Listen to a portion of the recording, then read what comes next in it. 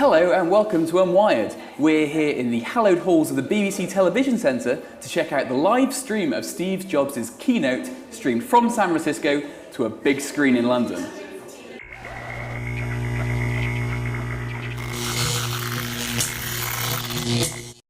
Well, today we're introducing a third kind of notebook. It's called the Macbook Air. Now, in a sentence, it's the world's thinnest notebook.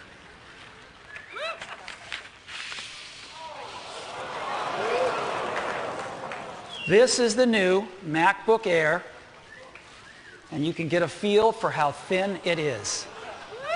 Yeah, there it is. Look at this.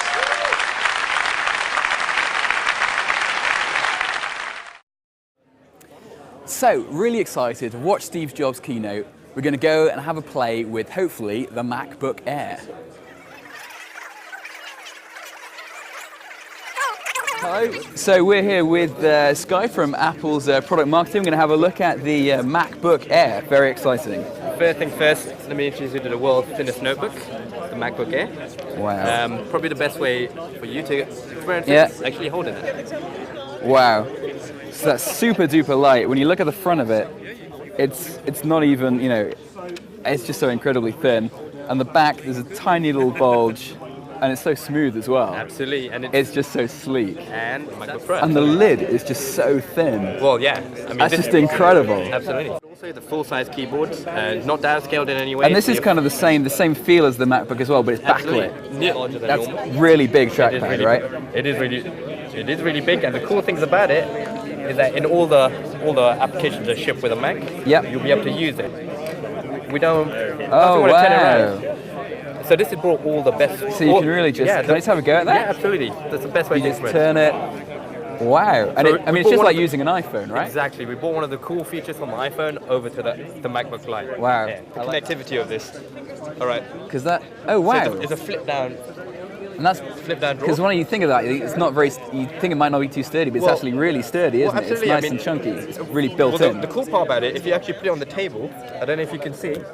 Oh yeah, it just rests on the table. It rests on the table, absolutely. And I just love that form factor. That profile is just like. I think that's probably the best picture to have, really. The profile picture is pretty amazing. It's just the side on is just. It's just incredible. With it, extended optical drive, which obviously, some people do gaming. Still gonna want it? Still gonna want it, yeah. The future There's no reason probably why not. Is wireless, but this is a cool thing to use. And that's really nice and sleek as well. That just looks the business. Wireless end as can you change the battery in this, or is it just one battery? The battery is built in. Right. So how much is this going to cost over here? 16.99 euros and 11.99 pounds. Wow. Which 1,200 quid is pretty impressive. So listen, I'm going to let somebody else get a play with this now. But I want to say thank you very much. I'm really impressed. I'm going to have mine on order very soon. Good. Cheers, man. No worries. Take it easy. So actually, having had a little go with the MacBook Air, it's incredible. It's just so thin, it's unbelievable. And it's so light. And just when you get to the edge of the machine, just the fact that the edge is so razor thin, it really feels unbelievable. I haven't played with some electronics ever like that before. Really pleased about that. It's good configuration, 1.8 gigahertz. You can get up to 2 gigabytes in memory. That's pretty sweet. But the downside really is no user fixable battery, so you can't upgrade the memory, you can't change the battery, and that's getting a little bit iPhone-like. It's really good for an ultra portable to be able to just whip in a new battery on the go, but the fact you can't do that with the Air is a little bit of a downside, but then there's nothing else quite like it. I also really like the gestures, which are fantastic. I'm a big fan of the iPhone. And when you get to use those just in every day on your notebook, that's fantastic. You can just in iPhoto, you can just zoom and pinch and scroll, and on your PDFs. And I'm hoping you can do that on web pages. Didn't get a chance to try that because the wireless here is ironically not really working. Anyway, I'm going to get home, get back to Oxford, get back to my bed because it's getting quite late here now because of the time difference with San Francisco. But I will see you next time on Unwired.